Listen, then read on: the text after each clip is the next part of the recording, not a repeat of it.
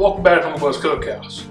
Now, Saturday, that means tomorrow's Sunday. And if you want some pasta, you want some good tomato sauce, or Italians call it gravy, you need to make it the day before. And that's what we're going to do today. Now, before we get started, hit that like button, share, tell your mom and them, comment below, help us grow this whole thing. Now let's get to it. Alright, so got our pot here on a medium to high heat at the moment.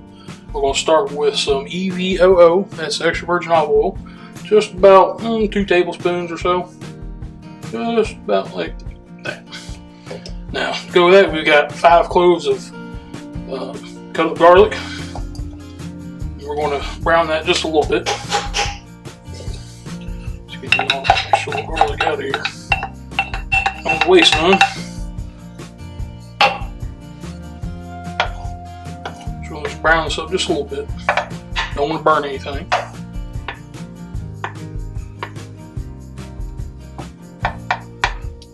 I like to slice my garlic instead of mincing it.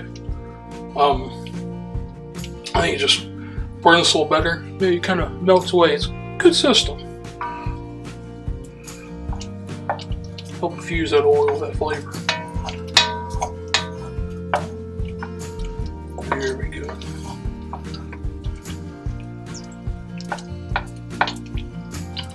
Now, once we get this all combined, we're going to let it cook for about 4 hours. That's enough time for those tomatoes to break down, because they use whole can tomatoes.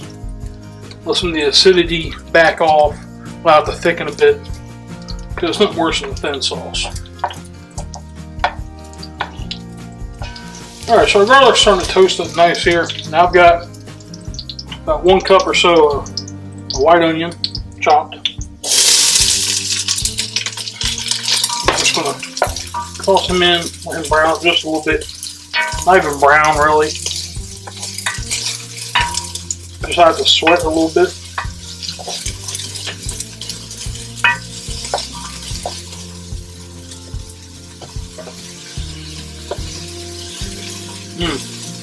Well, that's one pretty good right now.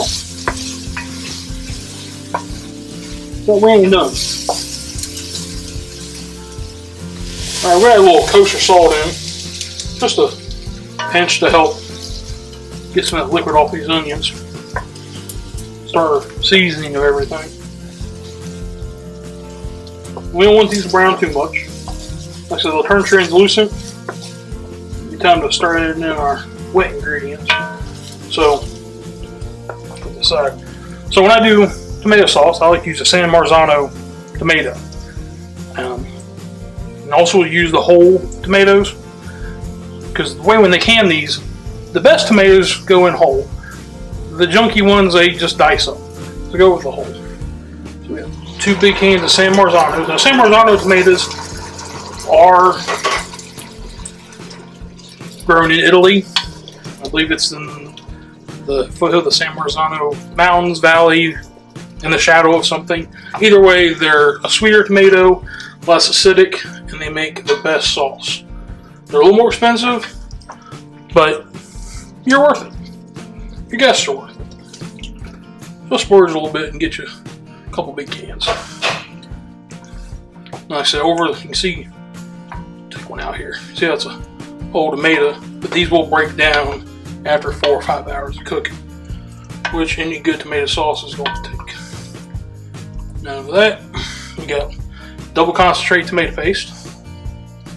And then we're going to put in a tablespoon, 2 tablespoons, about like that.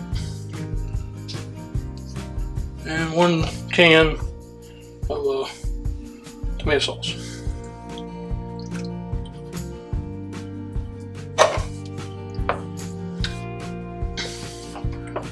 Switch hands here a little bit.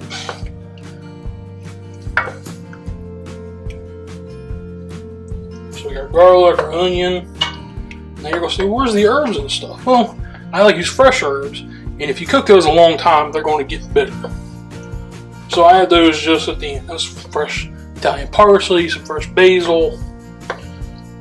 Really, really good. Now to broaden the depth of this, we'll use 1 cup, of red wine. Maybe a little more than a cup. 250 milliliters if you go with metric.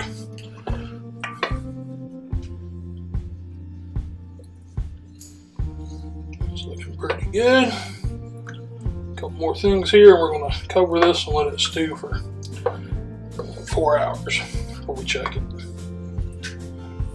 So, one more thing I like to do, I like to add in 3 good sized carrots. This adds a little more flavor.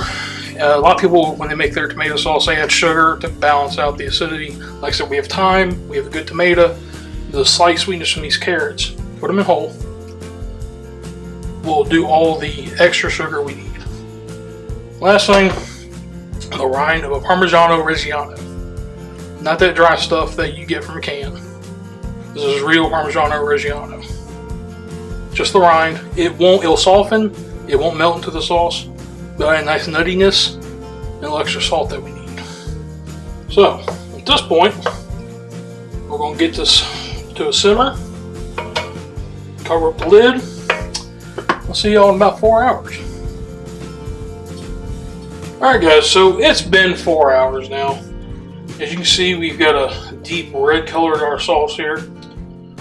It's pretty good. This mousse broke down. Now, I'll show you. Pulled out the carrots and that piece of Parmesan rind there. They're pretty soft. You can push your finger into them a little bit. Don't throw the carrots away. It's just not part of the sauce. Go ahead and cut them up, eat them. They're delicious. Don't waste food. So, final thing to do.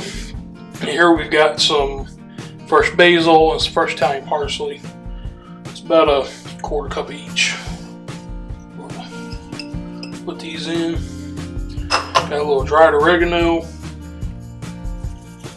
It's going to be not quite quick enough. We're going to put about a teaspoon in. Dry stuff's a little stronger, but the fresh stuff tastes a little better. And then just a half a sprinkle red pepper flake. And we're going to put a little more salt in here. It's a good pinch. We'll go with that. Now, we're going to go let this cook probably another, 10 minutes or so. Just allow all those fresh herbs to impart what they can to the mix. So, we'll let this cook. Takes another 10, maybe 15 minutes. So let it simmer, don't let it boil. And, see you back over there, we're going to have a taste. Alright guys. So we're finished cooking. We're going to have a final taste on this tomato sauce here. Give me a little spoon. There we go.